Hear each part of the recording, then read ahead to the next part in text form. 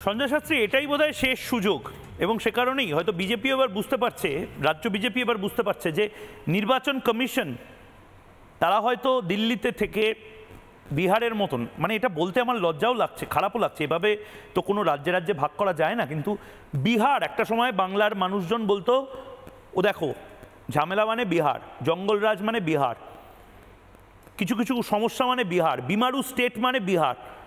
বিহারে এই যে এসআইআর হলো, ডেটা এন্ট্রি অপারেটর দিয়েছিল, বিহারে একজন বিএলও পিছু আরেকজন বিএলও দিয়েছিল, একটা রক্ত কোথাও দেখা যায়নি ঝরতে, কোনো বিরোধী নেতা তার গাড়ি ভাঙা হয়নি।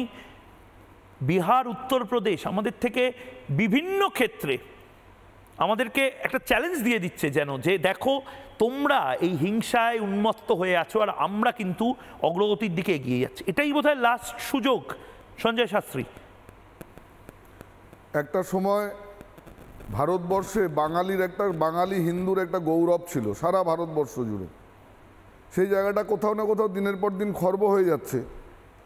আর যারা আজকে এই এসআইআর নিয়ে গ্রামে গ্রামে মানুষকে ভুল বোঝাচ্ছে, মানুষের মধ্যে ভ্রান্তি সৃষ্টি করছে, তাদের উদ্দেশ্যে বলতে চাই যে আপনারা যে হারে ভয়ের বাতাবরণ তৈরি করছেন না, এসআইআর আতঙ্কে নাকি মানুষ আত্মহত্যা করছে, ভয়টা কাদের?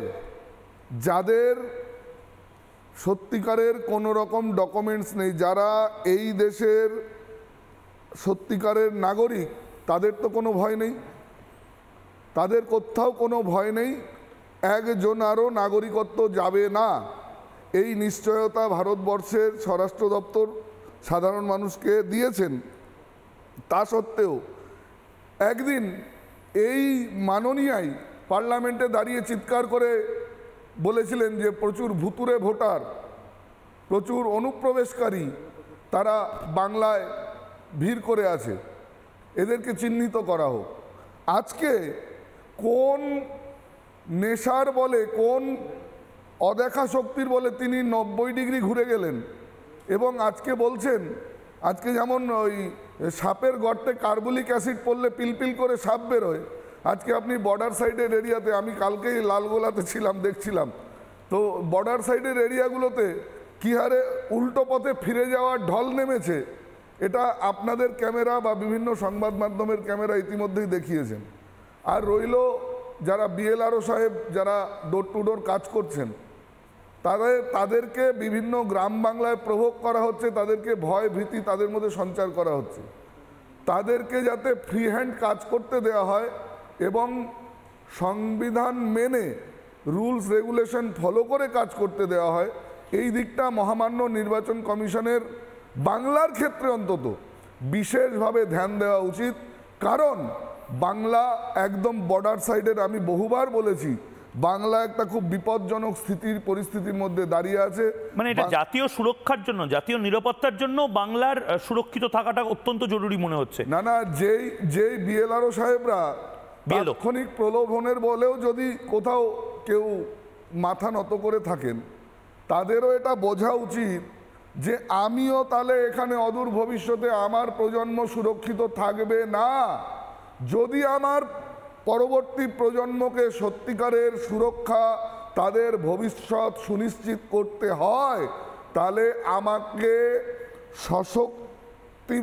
সশক্তিকরণভাবে আমাকে কোমর সোজা করে এই প্রসেসিংটা কমপ্লিট করতে হবে। ঠিক, এবং শুধু তাই নয়, এটা বিএলও সাহেব বা বিএলও ম্যাডাম যারা রয়েছেন তাদেরও ভাবা উচিত এই মুহূর্তে যে যদি এই বাংলাদেশি অনুপ্রবেশকারী বা রোহিঙ্গারাই তাদের যদি পার্সেন্টেজটা 40-50-এ চলে যায়, জনবিন্যাস যদি একদম বদলে যায়, এরপরে তো তারা গ্রামে গ্রামে ঢুকতে পারবে না। পরের নির্বাচনে তাদেরকে প্রশ্ন করা হবে কিসের নির্বাচন, কিসের ভোট, কিসের এসআইআর, কিচ্ছু করতে দেবো না, পাথর মারা হবে হয়তো। একটা যেটা সঞ্জয় শাস্ত্রী বললেন, একটা অদ্ভুত বদল চলে আসবে এবং তখন বিএলও সাহেবরা হয়তো বাংলা ছাড়ার আগে হয়তো এটা ভাববেন যে সত্যি আমার প্রজন্ম হয়তো শেষবার নির্বাচনটা দেখলো বাংলায়, কারণ বাংলার অবস্থা তো ভালো নেই।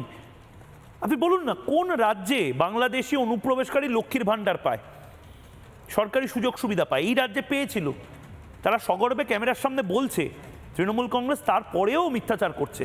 দেখুন আমাদের প্রতিনিধি অর্ণব মৈত্র কি রিপোর্ট তুলে ধরেছিল, এটা দেখুন আর ভাবুন যে এর পরেও একটা মাস সৎভাবে আমরা কাজ করব না, বাংলাদেশি অনুপ্রবেশকারীদের বের করার জন্য কাজ করব না। দেখুন আপনার বাবার নাম? নূর আলী গাজী। এলাকার লোকেরা তো বলছে এটা নাকি আপনার অরিজিনাল মানে বাবা নয়, আমার কাকা আপন। কাকাকে বাবা সাজিয়েছে? বাবা বলেছিলাম। এখানে আপনি কবে এসেছেন? আমি এখানে এসেছি বন্যার পরে। আপনার বাড়ি বাংলাদেশে কোথায় ছিল? আমাদের বাড়ি, আমার শ্বশুরবাড়ি ছিল বাংলাদেশে, কোথায় ছিল? পারুলিয়া গরুহাট। মানে সেখানে কি আপনি থাকতেন?